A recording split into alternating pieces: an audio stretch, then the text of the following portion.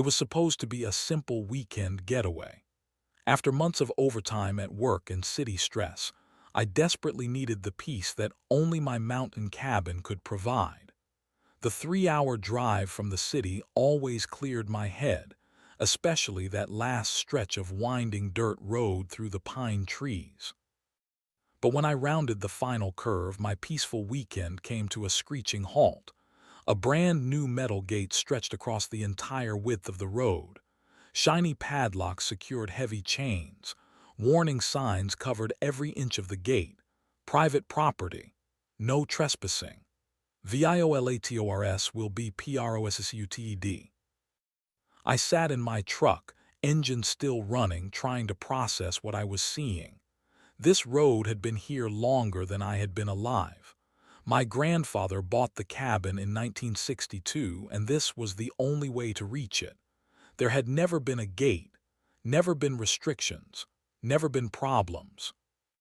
A man in a security uniform emerged from a small booth I had not noticed before.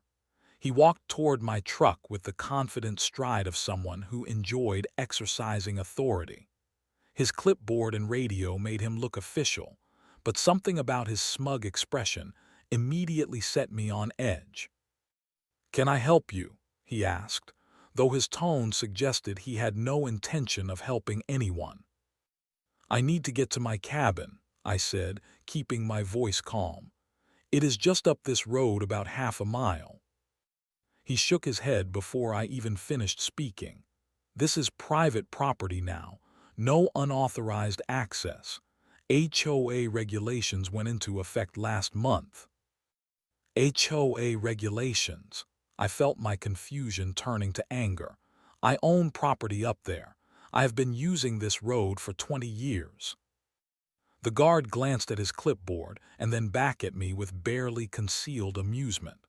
"Look, I do not know what you think you own, but this entire area is now under Mountain View Estates HOA jurisdiction.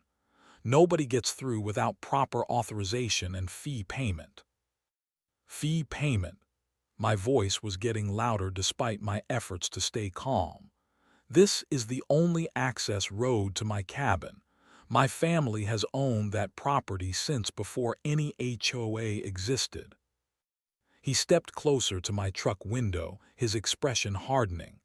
"Sir, I am going to need you to turn around and leave. If you refuse to comply, I will have to call the sheriff department." I stared at him for a long moment, my mind racing. This could not be legal. This could not be right. But the locked gate was real. The signs were real. And this man with his clipboard and radio was clearly not going to listen to reason. "Fine," I said through gritted teeth, "but this is not over." As I executed a frustrated three-point turn on the narrow dirt road, I caught sight of my cabin through the trees. The little log structure my grandfather had built with his own hands sat there waiting for me, just as it had every weekend for the past 2 decades. But now it might as well have been on the moon. The drive home felt endless. My mind kept replaying the confrontation, analyzing every word the security guard had said. HOA jurisdiction, fee payment, unauthorized access. None of it made sense. None of it seemed legal. That cabin represented more than just a weekend retreat. It was where my grandfather had taught me to fish, where my father had proposed to my mother, where I had scattered my grandmother's ashes just 5 years ago.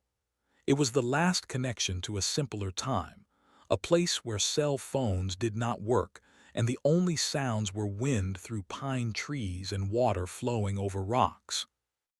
By the time I reached my apartment in the city, my shock had transformed into determination. I was not going to let some HOA bully steal my family legacy. I was not going to accept their arbitrary rules and mysterious fees. And I was certainly not going to give up without a fight. That night, I made a decision that would change everything. I was going to research every deed, every survey, every piece of paperwork related to that property. If they wanted to play legal games, I would learn the rules better than they knew them themselves. I had no idea what I was about to discover. Monday morning found me at the county courthouse before the records office even opened. I had taken the day off work with a single-minded determination to get to the bottom of this HOA situation. The elderly clerk behind the counter looked surprised when I explained what I needed. "Property records for the Mountain View area," she said, adjusting her glasses. "That is going to require some digging. Those developments have complicated histories." She led me to a back room filled with filing cabinets and dusty record books.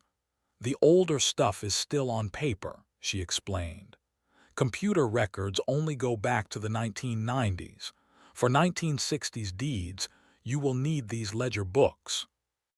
I spent the first 2 hours learning how to read property surveys and deed descriptions.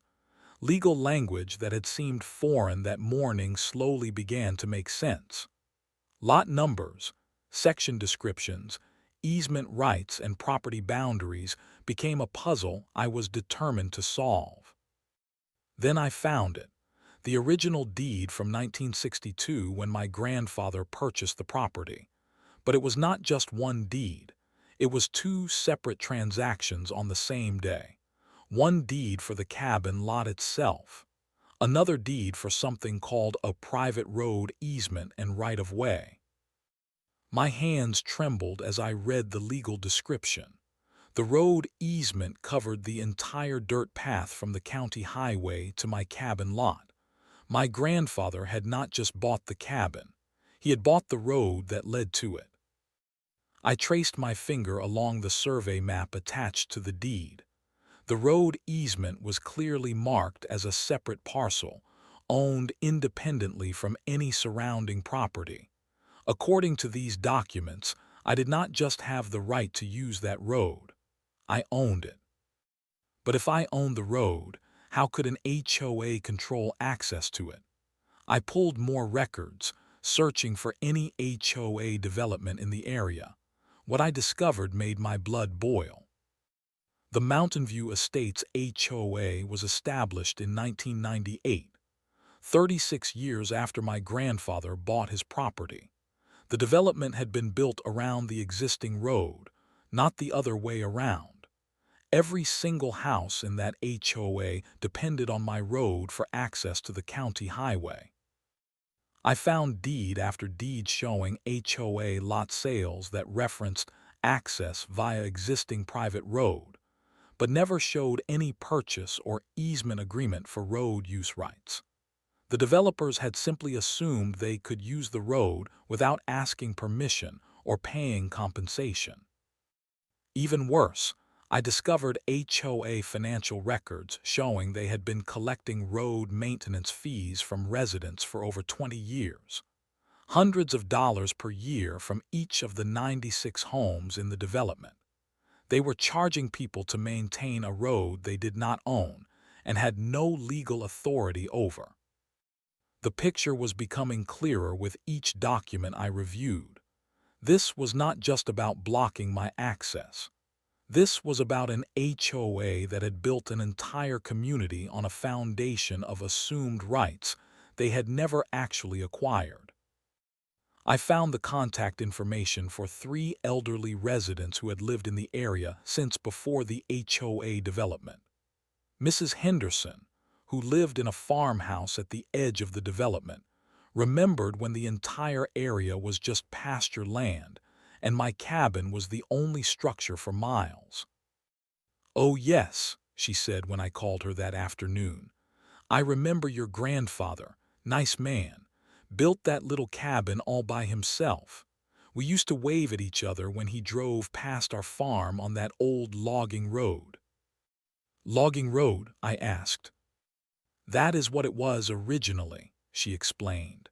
"Your grandfather bought it from the lumber company when they finished harvesting the timber, turned it into his private driveway basically. We all knew it was his road." The final piece of the puzzle came from county tax records. For 60 years, My family had been paying property taxes on both the cabin lot and the road easement. Two separate tax parcels, two separate bills, two separate ownership rights that no HOA had ever challenged or acquired. As I drove home that evening with a folder full of copied documents, I felt a mixture of excitement and anger. Excitement because I had ironclad proof of my ownership rights. Anger because an HOA had been illegally profiting from my property for decades while treating me like a trespasser. They had picked the wrong person to bully. They had no idea that their entire development depended on a road they did not own, and they were about to learn that knowledge is power, especially when that knowledge is backed by 60 years of legal documentation. Tomorrow I would pay them another visit, but this time I would be armed with the truth. The HOA office was located in what used to be the sales center for the original development, a modest building trying to look important with its marble facade and brass nameplate. I walked through the front door carrying a folder thick with copied deeds, surveys, and tax records. The receptionist looked up from her computer with the practiced smile of someone paid to deal with complaints. "Can I help you?" "I need to speak with whoever is in charge of the road access policies," I said. "There has been a significant misunderstanding about property ownership." She made a phone call, and within minutes, a man in an expensive suit emerged from the back office. He introduced himself as Richard Carlson, HOA board president, and his handshake was firm enough to suggest he was used to intimidating people. "I understand you have some concerns about our new security measures," he said, gesturing toward a conference room. His tone was condescending, like a parent preparing to explain reality to a confused child. "I have more than concerns," I replied, opening my folder on the conference table. "I have legal documentation proving that your HOA has been operating illegally for over 20 years. Carlson glanced at the papers with barely concealed amusement. "Sir, I appreciate your frustration, but property disputes are complicated matters. Our legal counsel has assured us that all HOA policies are fully compliant with state regulations." I placed the original 1962 deed directly in front of him. "This document shows that my grandfather purchased a private road easement covering the entire access road to this development. Your HOA was built around a road that my family owns." His confident expression faltered slightly as he actually read the deed description. I could see his eyes tracing the legal boundaries, trying to understand what he was looking at. "This is interesting," he said slowly, "but property ownership can change over time. Adverse possession laws, prescriptive easements, abandonment of rights. There are many legal concepts that might apply here." "Then you should also be interested in these," I said, spreading out 20 years of tax bills. "My family has been paying property taxes on the road easement continuously since 1962. We have never abandoned our rights. We have never granted permission for commercial use, and we certainly never authorized anyone to charge fees for road maintenance." Carlson was no longer smiling. He picked up the tax documents and studied them carefully. I could see the moment when the implications hit him. His face went pale. "Are you suggesting that our road maintenance fee collection has been—" He paused, searching for the right words. "Unauthorized profiting from private property that you do not own," I finished for him. "Yes, that is exactly what I am suggesting. And I have documentation showing your HOA has collected hundreds of thousands of dollars in fees for maintaining a road you have no legal authority over." The room fell silent except for the sound of papers rustling as Carlson reviewed document after document. Each piece of evidence made his situation worse, and we both knew it. "What exactly are you asking for here?" he finally said, his voice much quieter than before. "First, immediate removal of the gate and all signage blocking my legal access to my property. Second, a written acknowledgement that my family owns the road easement. Third, cessation of all unauthorized fee collection related to road maintenance. And if we refuse?" I leaned back in my chair, feeling calm for the first time in days.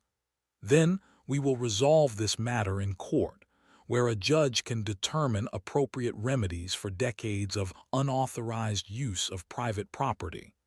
I suspect that could become quite expensive for your HOA." Carlson gathered the documents and stood up. "I will need to discuss this with our legal counsel and board members. This is not a decision I can make unilaterally." "You have 72 hours," I said. "After that, my next conversation will be with my attorney." As I walked out of that office, I felt the satisfaction of watching a bully realize he had picked the wrong target. Carlson had gone from condescending authority figure to worried defendant in the span of 30 minutes. The gate was still locked when I drove past it on my way home, but I knew that would not last much longer. The HOA's response came exactly 72 hours later, but it was not what I expected. Instead of compliance, I received a thick envelope from a downtown law firm with an intimidating letterhead. The letter was signed by someone named Patricia Winters, attorney at law, and it was clearly designed to scare me into submission. The legal language was dense and threatening. Claims of adverse possession, references to prescriptive easements, assertions that continuous community use for over 20 years had established public rights that superseded any private ownership claims. They were doubling down on their position and bringing in expensive legal firepower to back it up. But the most interesting part of the letter was what it revealed about the HOA's financial vulnerability. In their effort to sound authoritative, they had included detailed records of road maintenance fee collection going back to 1998. The numbers were staggering. 96 homes paying an average of $400 per year in road fees for 25 years. I did the math 3 times to make sure I was reading it correctly. The HOA had collected nearly $1 million in fees for maintaining a road they did not own. I called the attorney my family had used for estate planning and explained the situation. Jennifer Martinez listened patiently as I read through the threatening letter and described the documents I had discovered at the county courthouse. "This is fascinating," she said when I finished, "and potentially very lucrative. If they have been collecting unauthorized fees for road maintenance, you could have grounds for restitution claims, unjust enrichment, and possibly punitive damages." "What about their adverse possession claims?" I asked. "Weak," she replied without hesitation. "Adverse possession requires hostile use without permission. Your family has been using the road continuously, which demonstrates ongoing ownership. Plus, you have been paying property taxes on the easement, which is strong evidence of maintained ownership rights." Jennifer agreed to take the case and immediately filed a response to the HOA's letter. But she also did something I had not expected. She sent a records request to the HOA demanding complete financial documentation of all road-related fee collection and expenditures. The community reaction was swift and divided. Word spread quickly through the development about the legal dispute, and HOA leadership held an emergency meeting to discuss the situation. I was not invited, but several residents reached out to me privately with their concerns. "Is it true that the HOA has been charging us for road maintenance illegally?" asked Tom Stevens, whose house was near the entrance to the development. Because I have been paying those fees for 15 years and they are not cheap. Others were less supportive. An anonymous flyer appeared in mailboxes throughout the development, claiming I was a troublemaker trying to destroy property values and community harmony. The flyer urged residents to support the HOA board and resist outside interference from non-residents who did not understand community living. The divide was becoming personal. Some neighbors crossed the street to avoid talking to me when I visited the area. Others quietly expressed support and shared their own frustrations with HOA fee increases and lack of transparency in financial management. Jennifer's records request yielded more damaging information than we had hoped for. The HOA's financial records showed that road maintenance costs averaged less than $15,000 per year, while fee collection totaled nearly $40,000 annually. The excess funds had been used for administrative expenses, legal fees, and reserve accounts that had no clear purpose. They have been using your road as a profit center, Jennifer explained during our meeting to review the documents. This is not just unauthorized use. This is systematic exploitation of private property for financial gain. The legal momentum was building in our favor, but the HOA board seemed determined to fight rather than negotiate.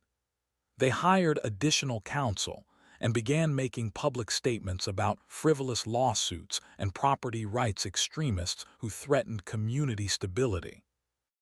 Their strategy backfired when local media picked up the story. A reporter from the regional newspaper interviewed me about the property dispute and the revelation that an entire HOA development had been built around a privately owned road without proper easement agreements. David versus Goliath stories always resonate with readers, the reporter told me, especially when David has better lawyers and stronger documentation. The article ran on a Sunday with the headline, HOA blocks owner from road he actually owns. It included photos of the locked gate, copies of the original 1962 deed, and quotes from legal experts about property rights and HOA authority limitations. By Monday morning, my phone was ringing with calls from other property owners who had experienced similar HOA overreach. The story was spreading beyond just our local dispute into a broader conversation about institutional bullying and individual property rights. The HOA had turned a simple access dispute into a public relations nightmare for themselves. But I suspected they were just getting started with their desperate tactics. The courthouse steps felt like a movie set as Jennifer, and I walked up them carrying boxes of evidence for our hearing. The HOA had assembled an impressive legal team. 3 attorneys in matching dark suits wheeled in their own collection of files and documents, clearly intending to overwhelm us with legal firepower and procedural complexity. Judge Patricia Hawkins presided over the case with the no-nonsense attitude of someone who had seen every type of property dispute imaginable. She reviewed the preliminary motions and scheduling requests with visible impatience, as both sides attempted to establish their positions. The HOA's lead attorney, Patricia Winters, opened with a confident presentation about community rights and established use patterns. She argued that 25 years of continuous road maintenance by the HOA, combined with community reliance on the access route, had created legal rights that superseded any ancient property deeds. "Your Honor," she said, gesturing toward a presentation board covered with photos of the development, 96 families have built their lives around this community infrastructure.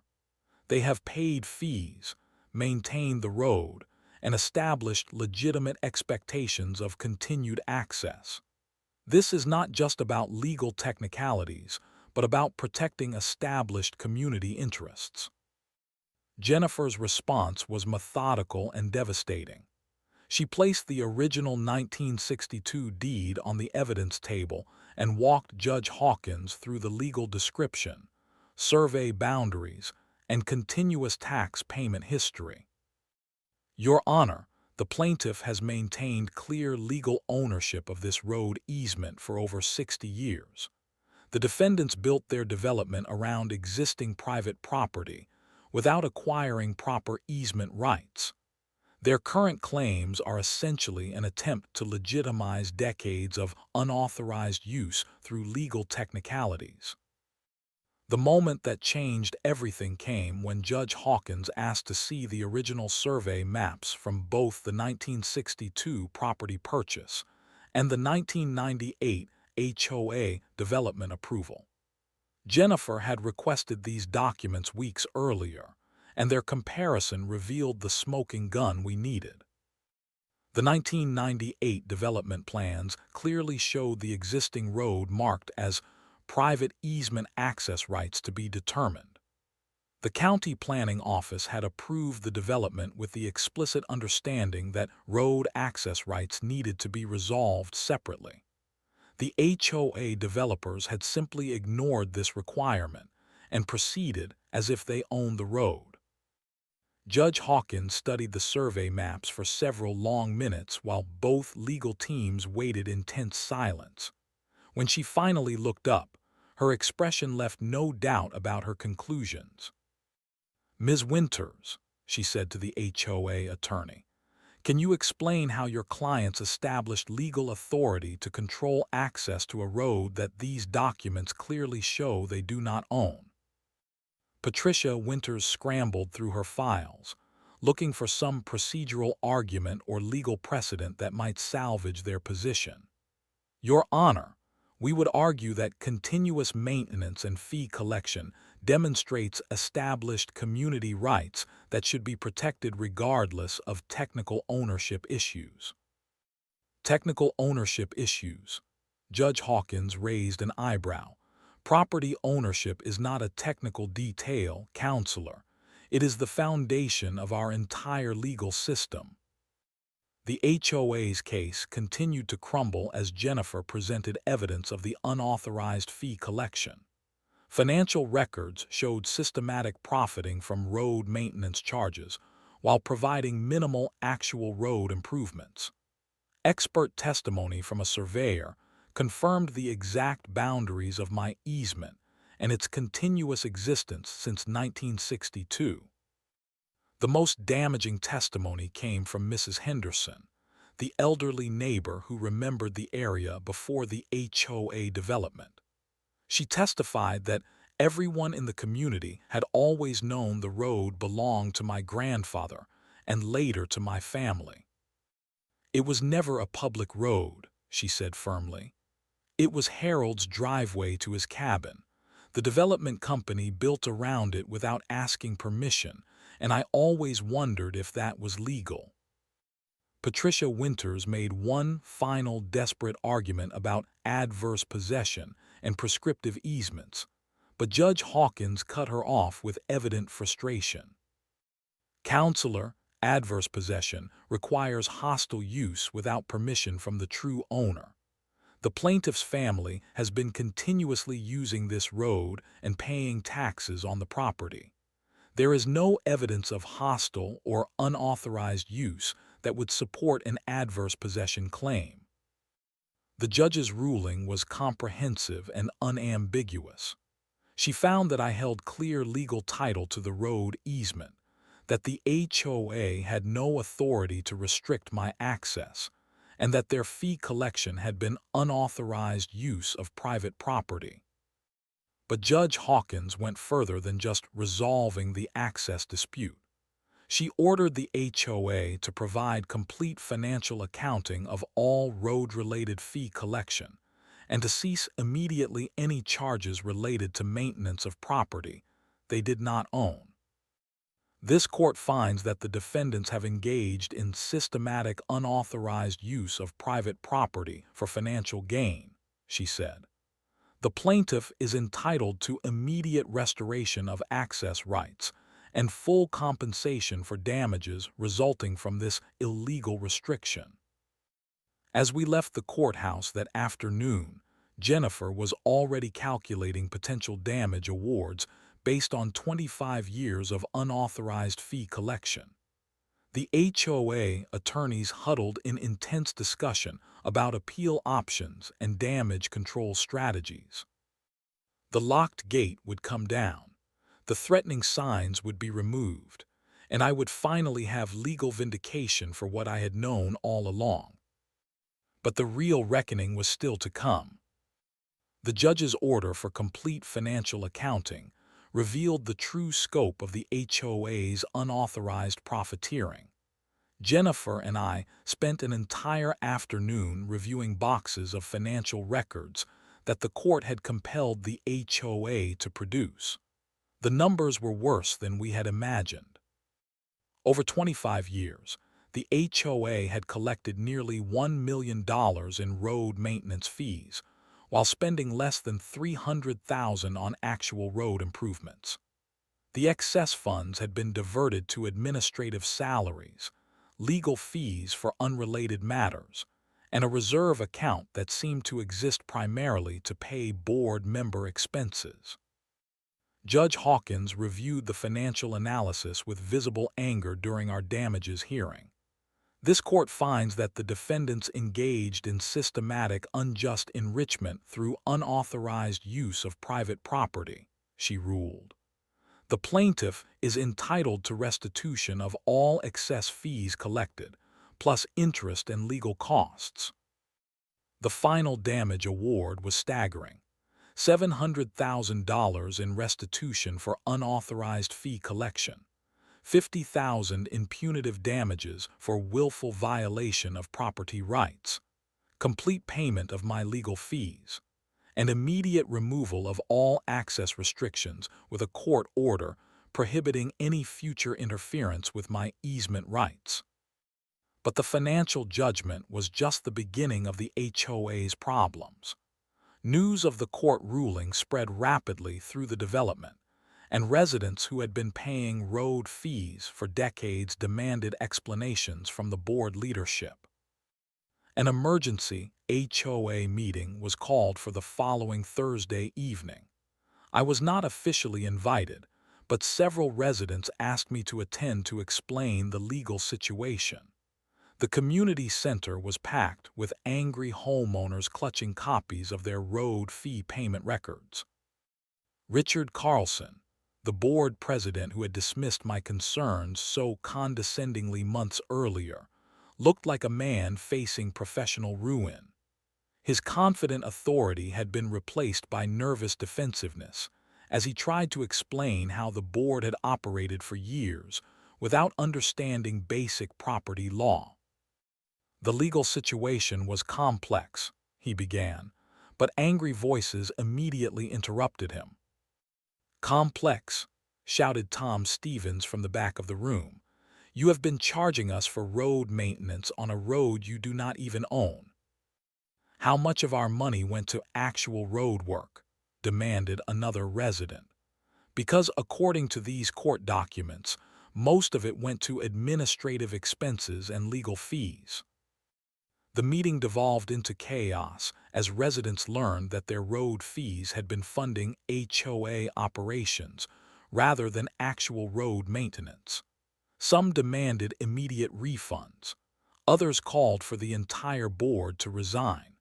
A few threatened their own legal action against board members for financial mismanagement. Within a week, 4 of the 7 board members had resigned.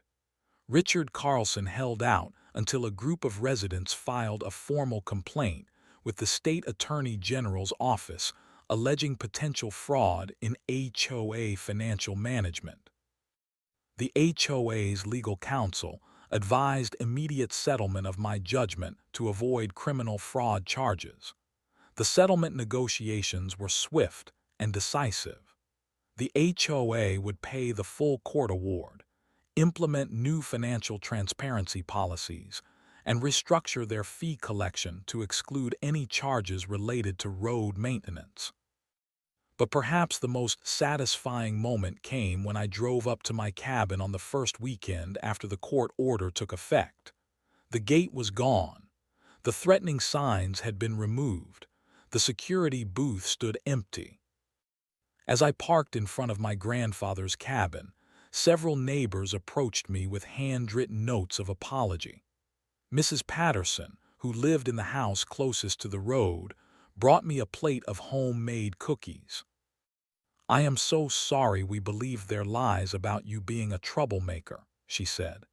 "You saved us from years of illegal fee collection, and we owe you our gratitude."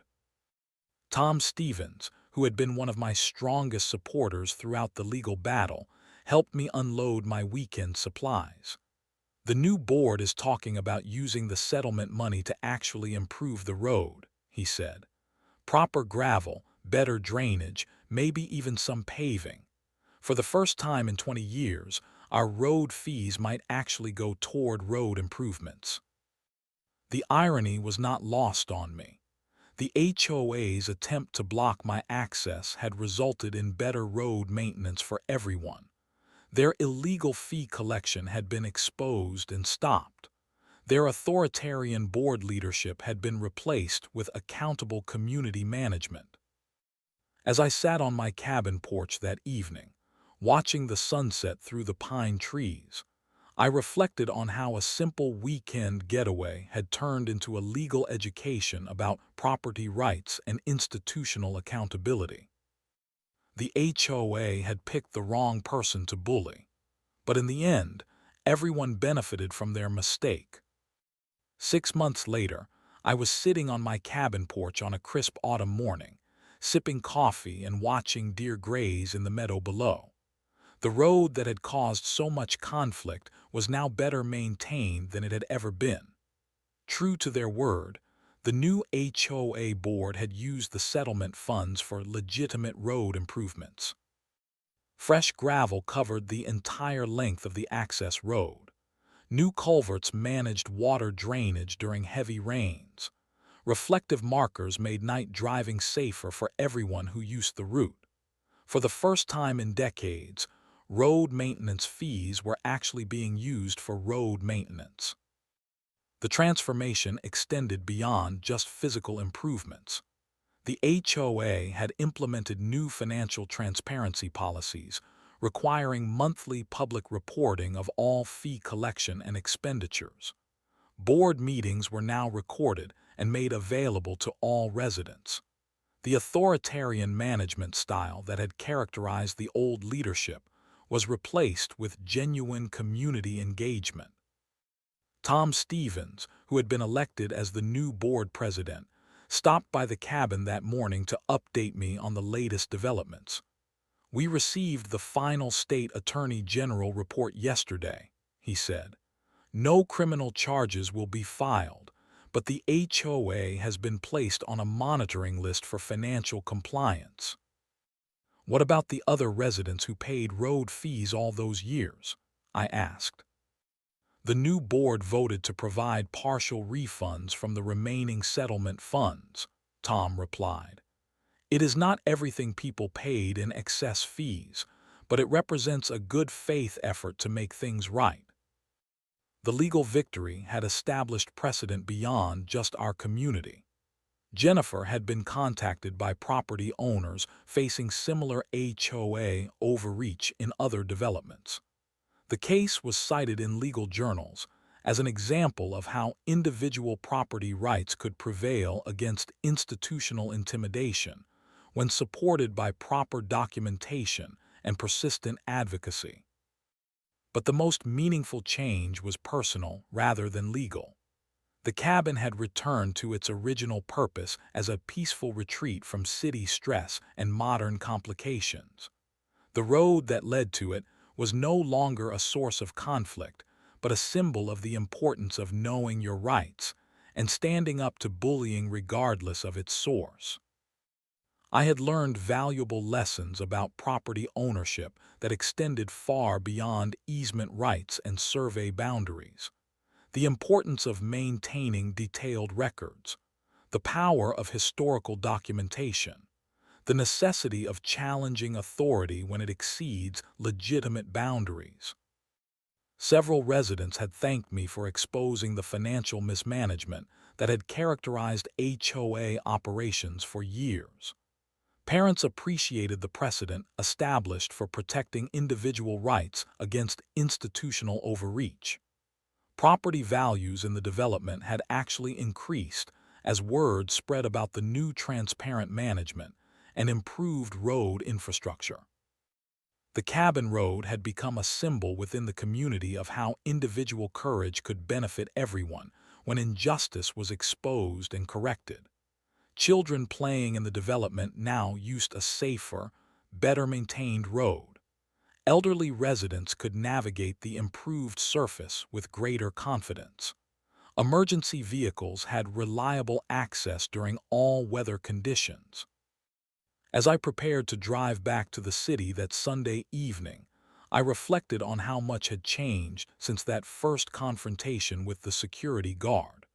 The locked gate that had blocked my access was now just a memory. The threatening signs had been replaced with community bulletin boards and neighborhood watch information. The most important lesson from the entire experience was simple but profound. Property rights matter. Documentation matters. Standing up to bullying matters, regardless of how official or intimidating the bullies might appear. My grandfather had purchased that road easement in 1962 with no idea that 60 years later it would become the center of a legal battle about individual rights versus institutional authority. But his careful documentation and continuous tax payments had provided the foundation for justice to prevail. The cabin remains in my family, protected now by legal precedent as well as sentimental value.